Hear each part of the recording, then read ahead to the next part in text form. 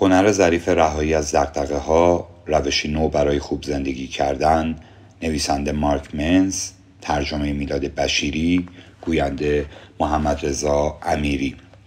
فصل آخر، فصل نهم. و بعد شما میمیرید.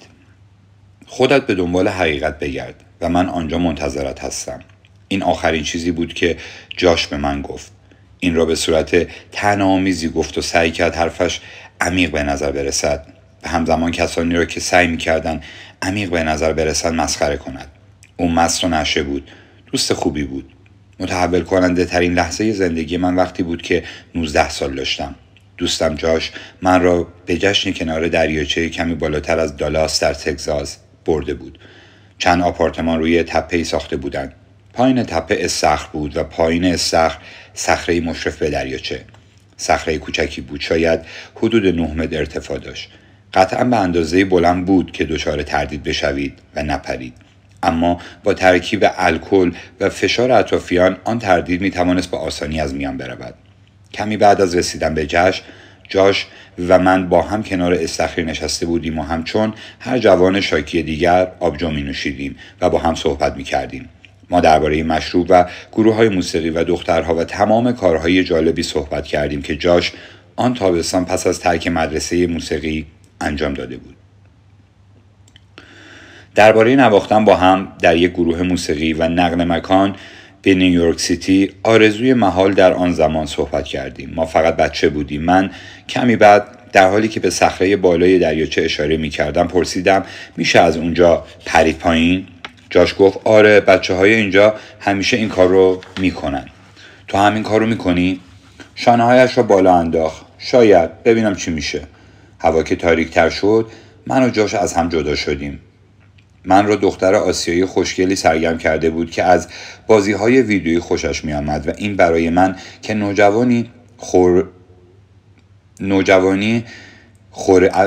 از نوجوانی خوره بودم معادل با برنده شدن در قرعه کشی بود. او هیچ تمایلی به من نداشت اما برخوردش دوستانه بود و اجازه میداد من صحبت کنم. من هم شروع کردم به صحبت. پس از چند آبجو آنقدر شجاعت به دست آوردم که از او بخواهم با هم به سمت خانه‌ای برویم که آنجا بود و کمی خوراکی بگیریم. او هم موافقت کرد. در حالی که از تپه بالا می رفتیم جاش را دیدم که داشت پایین می آمد. از او پرسیدم که خوراکی می خواهد و او گفت نه.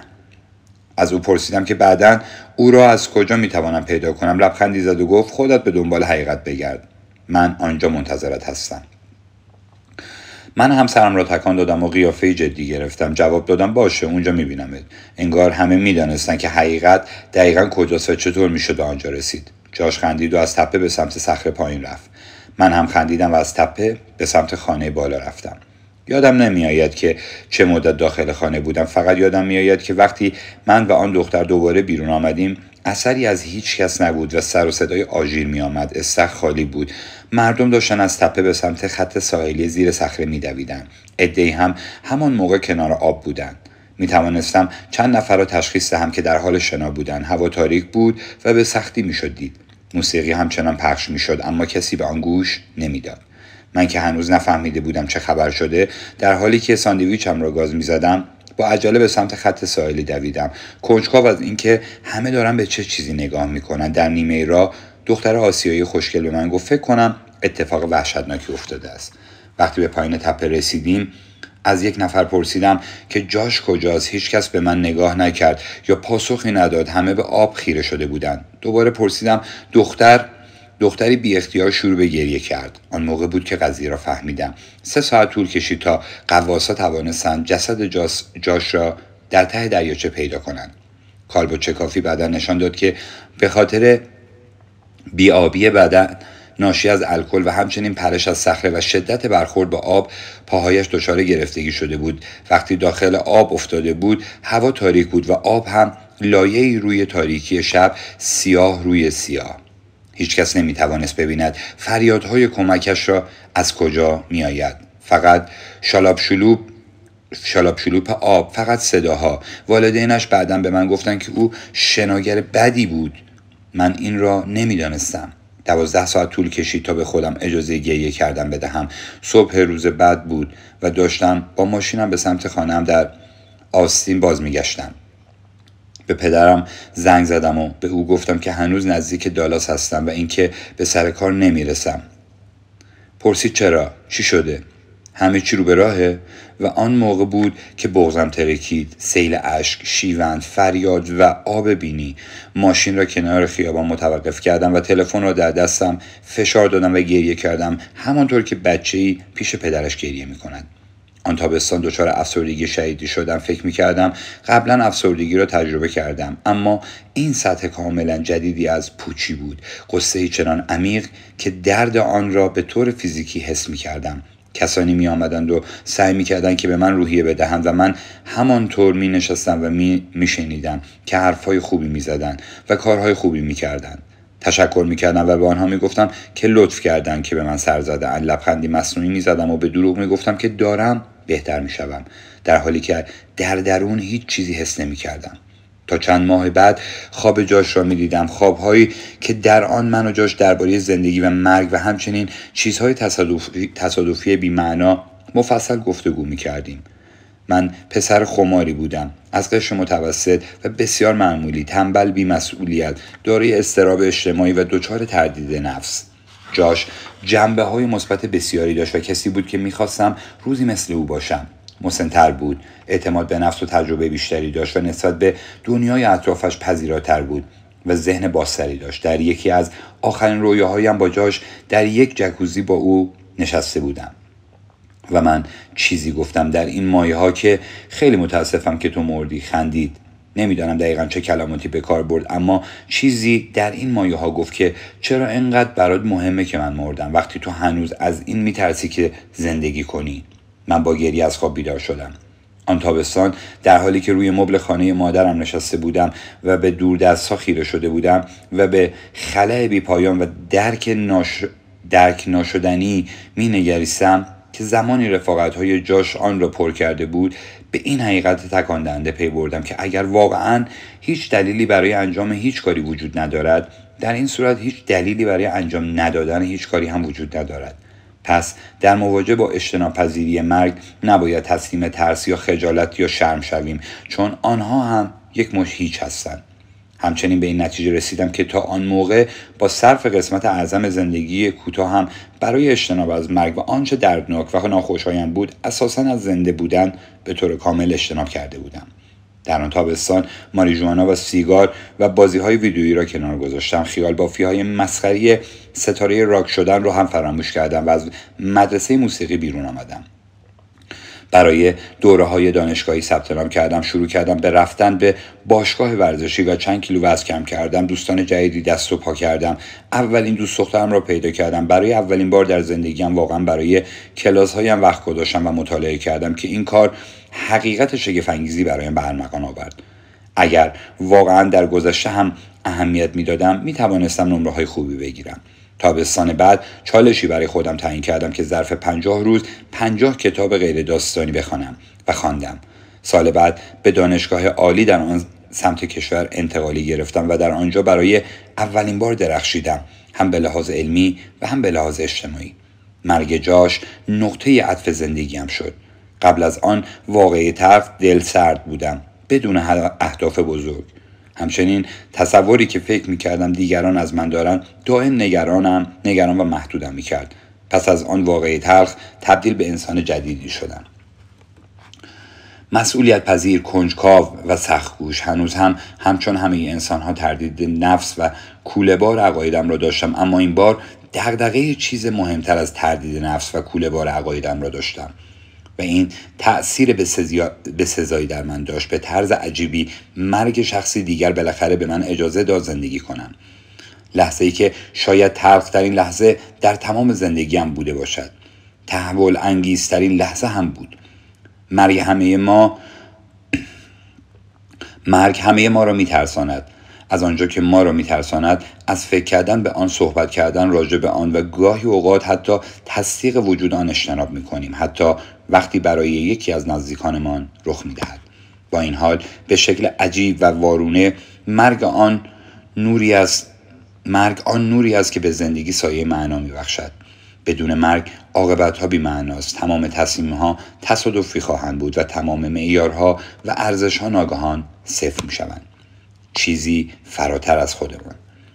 ارنست بیکر تحصیل کرده مطرود بود. او در سال 1960 دکترایش را در رشته مردم شناسی اخذ کرد. رساله دکتریش شیوه‌های بعید و غیر متعارف زن بودایی و روانکاوی را با یکدیگر مقایسه می‌کرد. در آن زمان زن را چیزی مختص هیپی‌ها و معتادان به مواد مخدر می‌دیدند و روانکاوی فرویدی شکلی قلابی از روانشناسی به جا مانده از عصر حجر تلقی می‌شد. بیکر در اولین شغلش به عنوان استادیار خیلی سریع به جمعی پیوست که شیوه‌های روانشناسی را شکلی از فاشیست توصیف می‌کردند. آنها شیوه‌های روانشناسی را به صورت رفتاری غیر علمی و ظلم بر افراد ضعیف و ناتوان می‌دیدند. مشکل این بود که رئیس بیکر روانشناس بود. مثل این بود که وارد اولین شغلت بشوی و با افتخار رئیست را با هیتلر مقایسه کنی. همانطور که می‌توانید حدس بزنید اخراج شد. به این ترتیب بیکر عقاید افراطیش را به جایی برد که ممکن بود پذیرفته شود. برکلی در کالیفرنیا، اما این هم خیلی ادامه پیدا نکرد، چون این فقط گرایش‌های ضد حاکمیت بیکر نبود که او را به دردسر می‌انداخت، بلکه روش‌های عجیبش در تدریس هم بود. از شکسپیر برای تدریس روانشناسی، از کتب مرجع روانشناسی برای تدریس مردم شناسی و از داده‌های مردم شناسی برای تدریس جامعه شناسی استفاده می‌کرد. در کلاس همچون شاه لیر لباس می‌پوشید و با شمشیر مبارزه‌های نمایشی اجرا می‌کرد.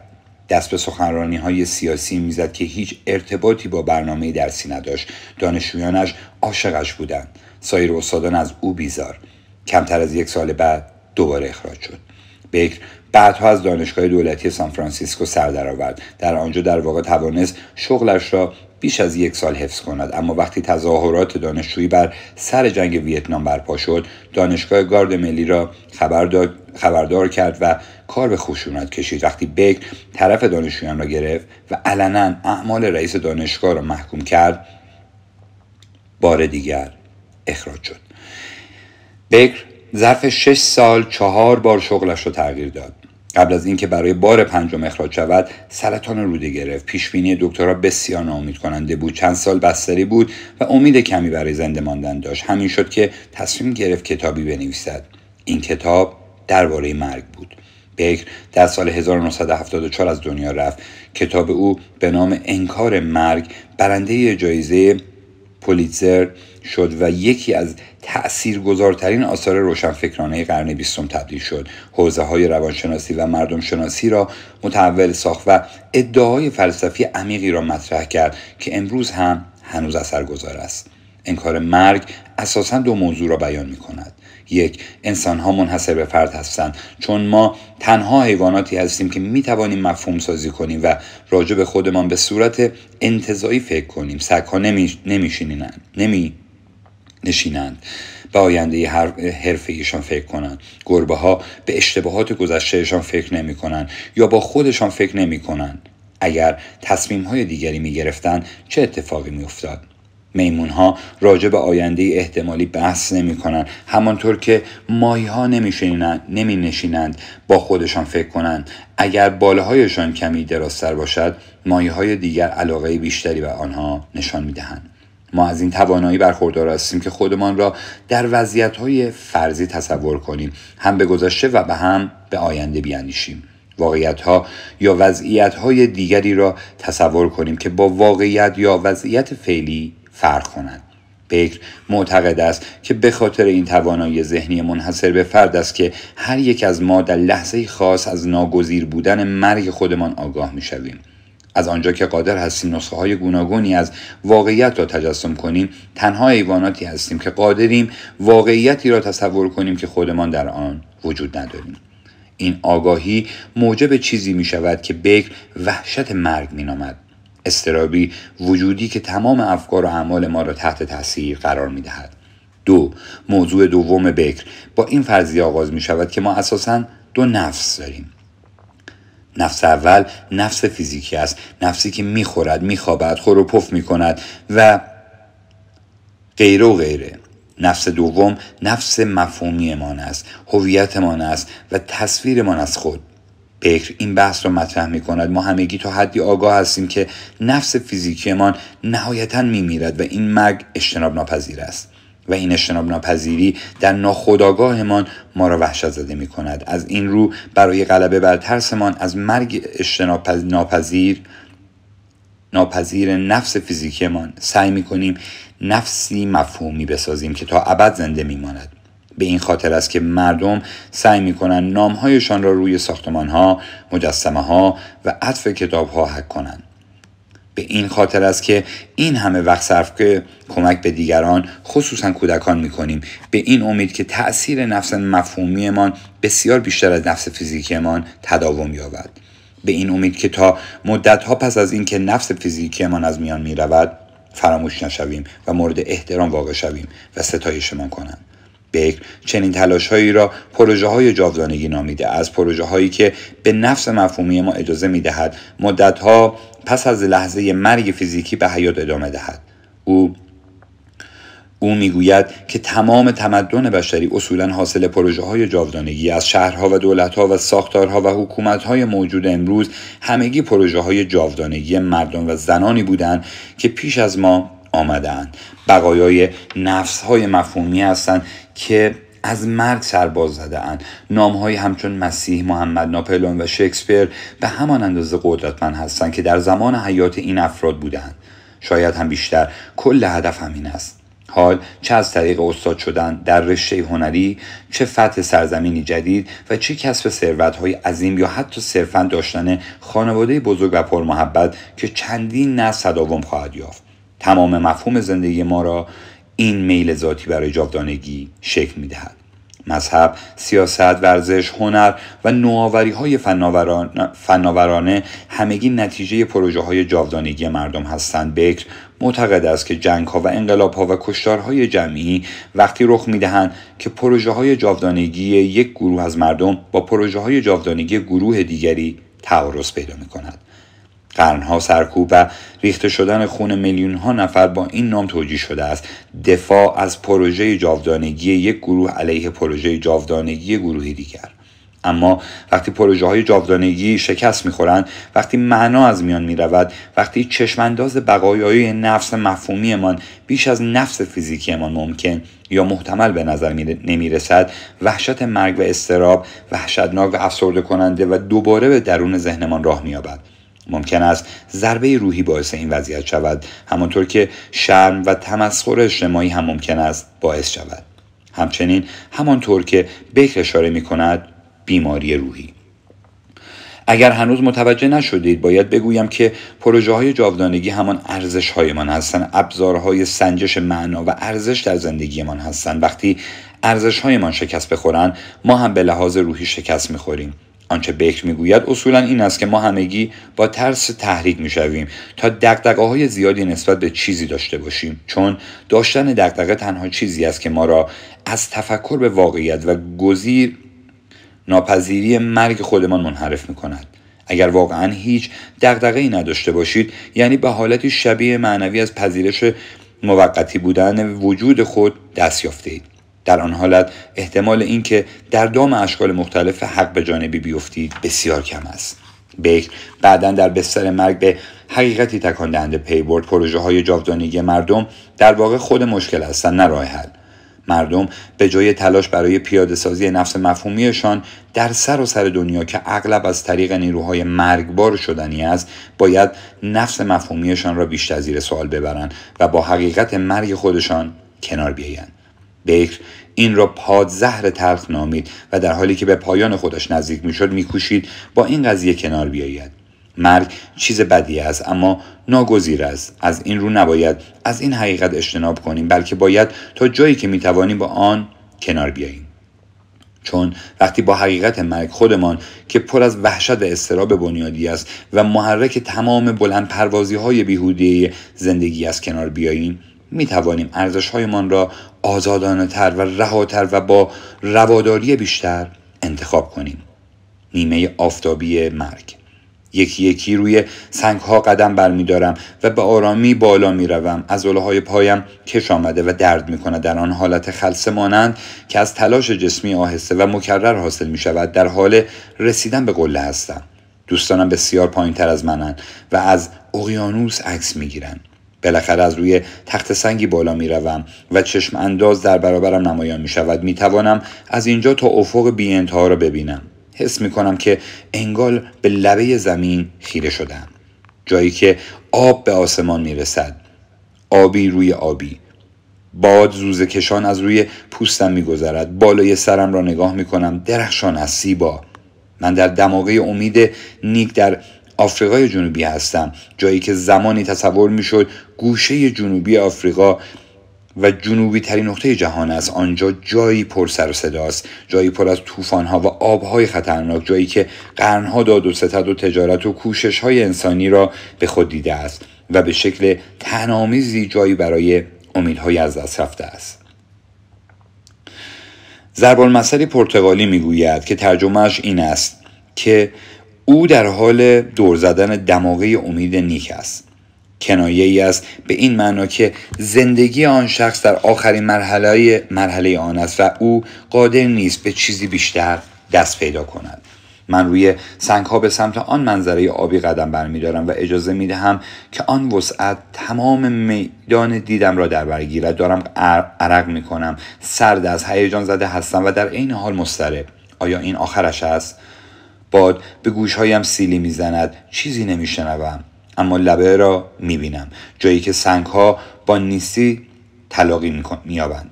در فاصله چند متری لبه توقف میکنم و لحظه‌ای می‌ایستم. اقیانوس را زیر پایم می‌بینم که از هر دو سمت به طول چندین کیلومتر با صخره‌ها برخورد و کف می‌کند. موج‌ها در برابر دیواره نفوذناپذیر خشمگین هستند. کمی جلوتر از من پرتگاهی به ارتفاع حداقل 50 متر به سمت دریای زیر پایم قرار دارد. گردشگرها در محوطه پایین سمت راست همچون نقاطی پراکنده هستند، عکس می‌گیرند و همچون مورچه‌ها دور هم جمع می‌شوند. سمت چپم آسیاست. روبرویم آسمان است و پشت سرم تمام چیزهایی است که تا به حال آرزویشان را داشتم و با خود آوردم. اگر این آخرش باشد چه؟ اگر همه‌اش همین باشد چه؟ اطرافم را نگاه میکنم، تنها هستم. اولین قدم را به سمت لبه پرتگاه برمیدارم. بدن انسان به نظر مجهز به راداری طبیعی برای وضعیت‌های مرگ‌آور است. برای مثال لحظه‌ای که به 10 قدمی لبه پرتگاهی بدون نرده برسید، تنش خاصی به درون بدنتان رخنه می‌کند. پشتتان سفت می‌شود، پوستتان مورمور می‌شود، چشمتان روی تمام جزئیات محیط اطرافتان شدیداً تمرکز می‌یابد. احساس می‌کنید که پاهایتان از سنگ ساخته شده‌اند. انگار آهنربای نامرئی و بزرگ به آرامی بدن شما را به سمت ایمنی می‌کشد. اما من با آهنربا می جنگم. پاهای سنگیم را به لبه نزدیکتر می کنم. در 5 قدمی لبه ذهنتان هم وارد عمل می شود. اکنون می توانید نه تنها لبه پرتگاه بلکه پایین دیواره پرتگاه را هم ببینید. این وضعیت انواع مختلفی از تجسم‌های ناخواسته مانند لیز خوردن و افتادن و سقوط فاجعه بار را به ذهنتان القا می کند. ذهنتان به شما یادآوری می کند که ارتفاع خیلی بالایی دارید، یعنی واقعا خیلی بالا. آهای، داری چی کار میکنی؟ واسه تکون نخور. به ذهنم میگویم که خفه شو و خیلی آهسته جلو میروم.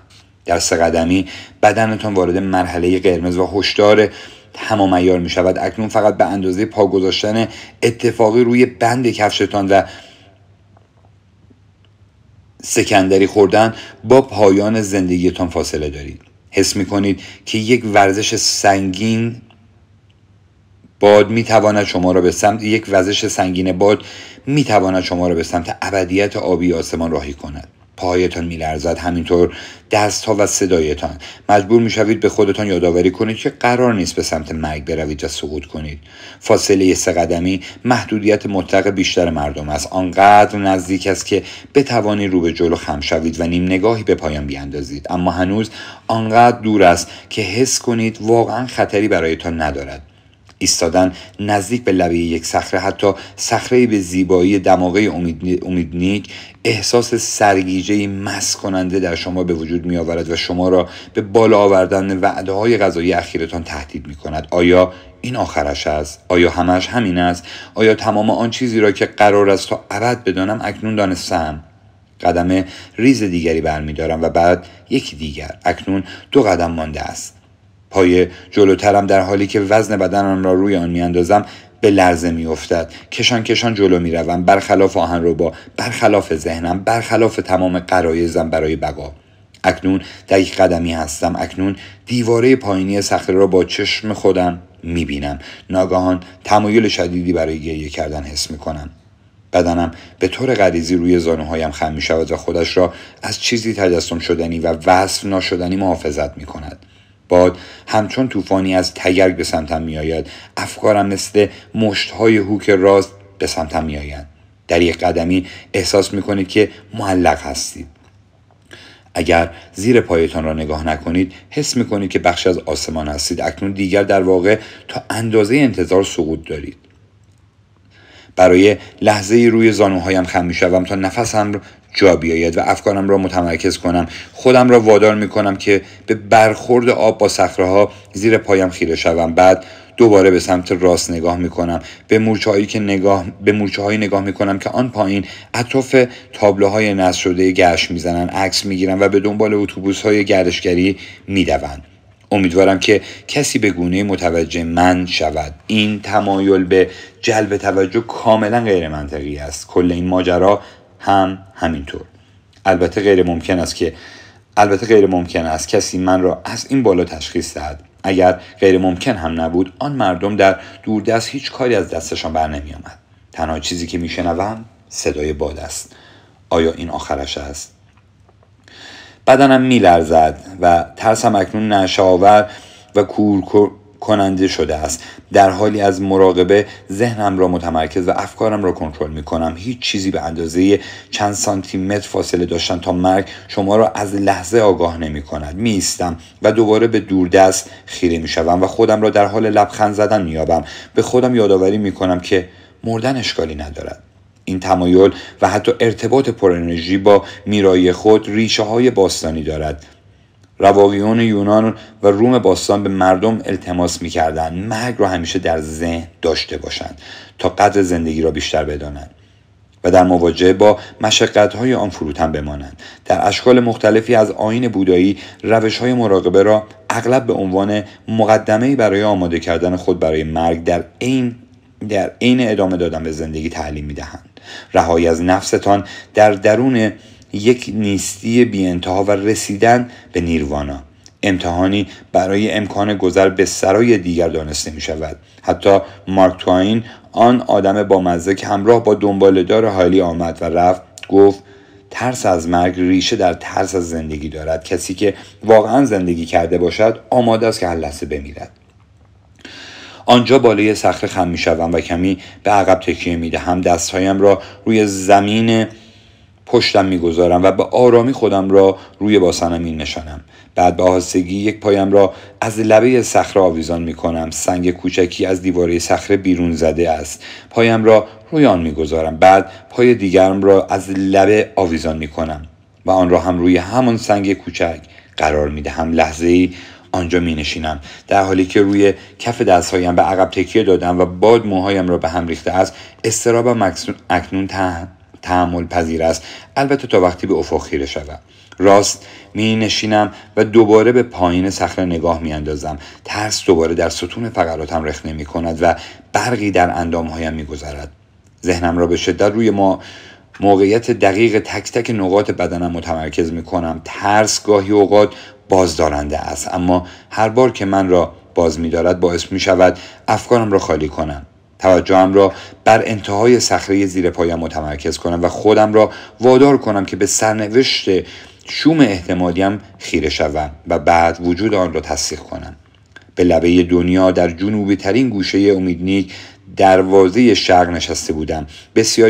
بسیار هیجان انگیز بود. می توانم پمپاژ آدرنالین درون بدنم را حس کنم. بی حرکت ماندن و هوشیار بودن هیچ وقت اینقدر هیجان انگیز نبوده است. به صدای باد گوش می دهم و اقیانوس را تماشا می کنم و به انتهای زمین چشم می دوزم و بعداً همراه با پرتوهای نور می خندم. نور به هر چه بخورد چیز خوبی است. مواجهه با حقیقت میرایی خودمان مهم است، چون تمام انرژی های مزخرف سوس و ظاهری زندگیمان را از میان میبرد. در حالی که بیشتر مردم در پی اسکناس، شهرت، اطمینان حق به جانبه و محبت روزهایشان را یکی یکی خرج میکنند، مرگ با سوالی دردناکتر و مهمتر با ما مواجه میشود: میراثتان چیست؟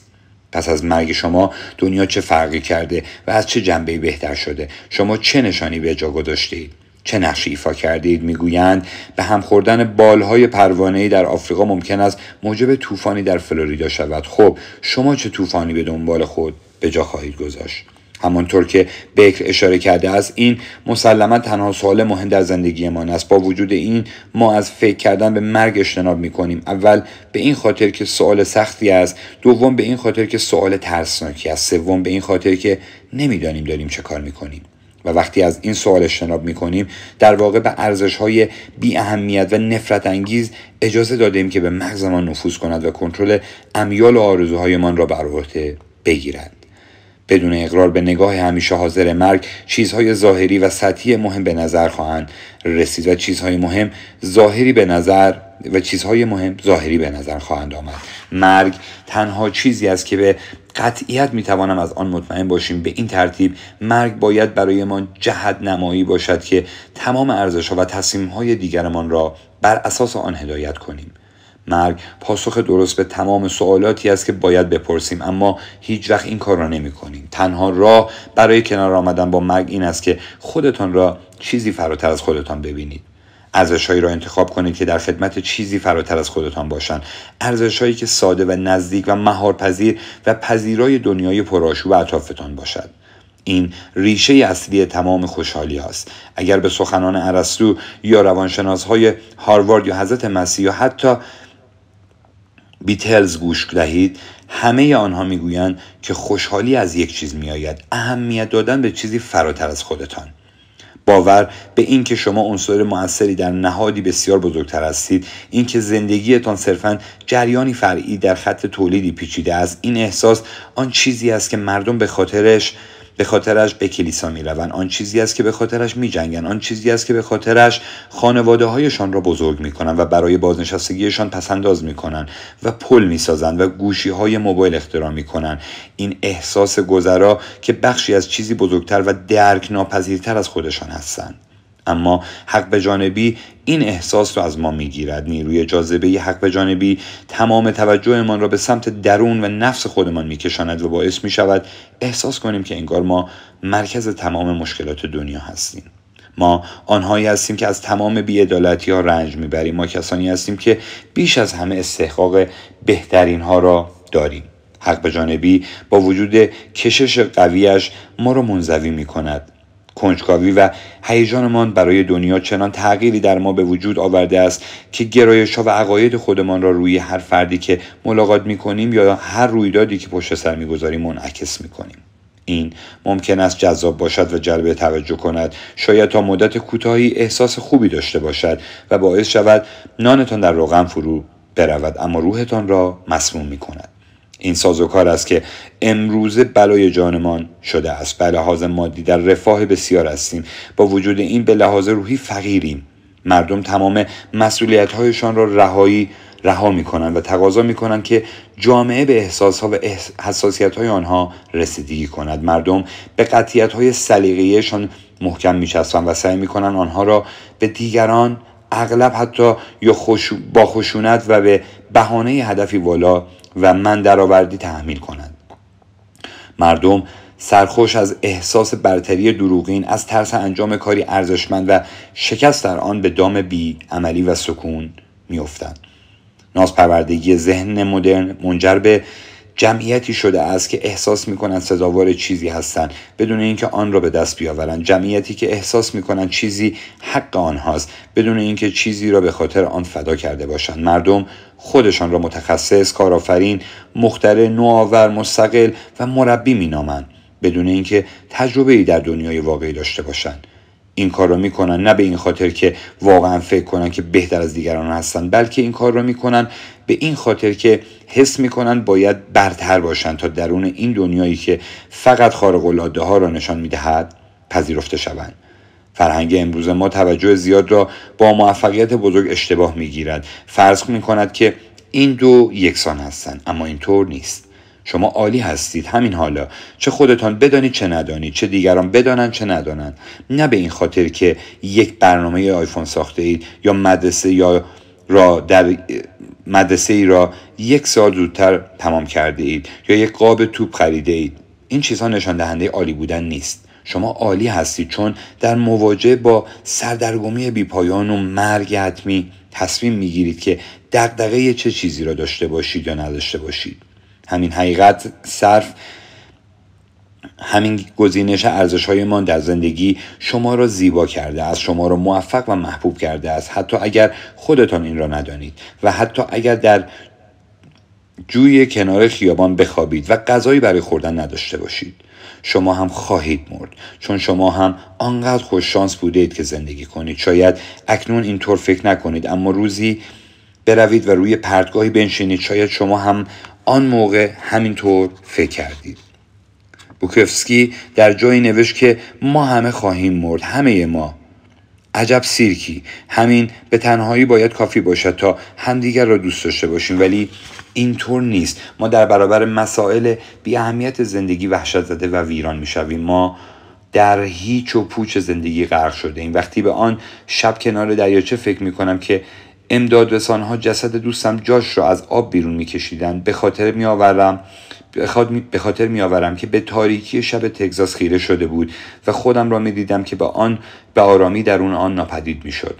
مرگ جاش بیش از آنچه در ابتدا فکر میکردم به من آموخت. بله، مرگ او به من کمک کرد قدر روزهایم را بدانم، مسئولیت تصمیمهایم را بپذیرم و رؤیاهایم را با شرم و خودداری کمتری دنبال کنم. اما تمام اینها اثرات درسی عمیق‌تر و اساسی‌تر بود. آن درس این بود: هیچ چیزی برای ترسیدن وجود ندارد.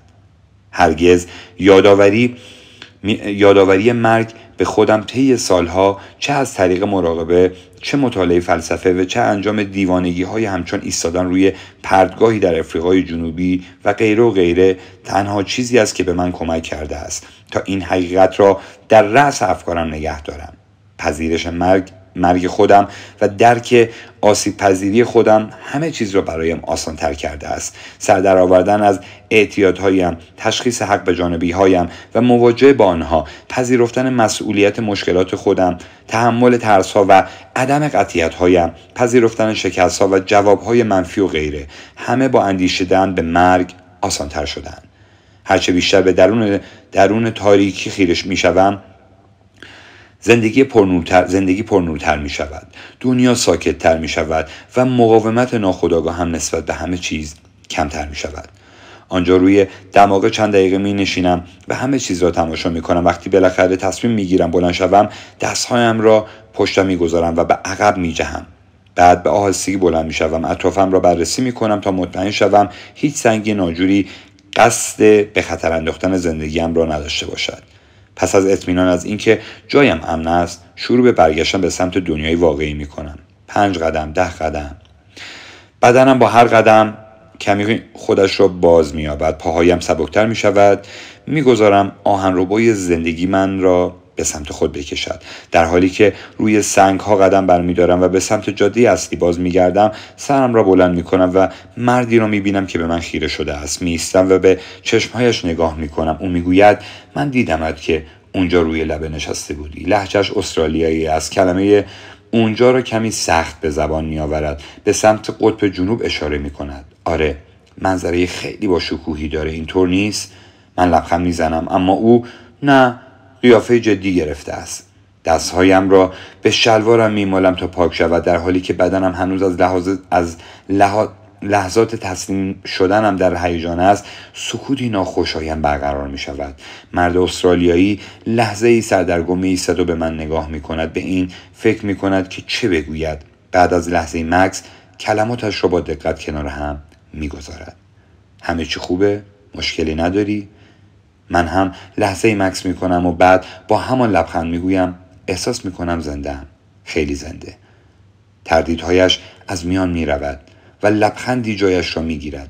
سرش را به نشانه تایید تکان می دهد و راهش را ادامه می دهد. من آن بالا می ایستم، از منظره لذت می برم و منتظر می شوم تا دوستانم به قله برسند.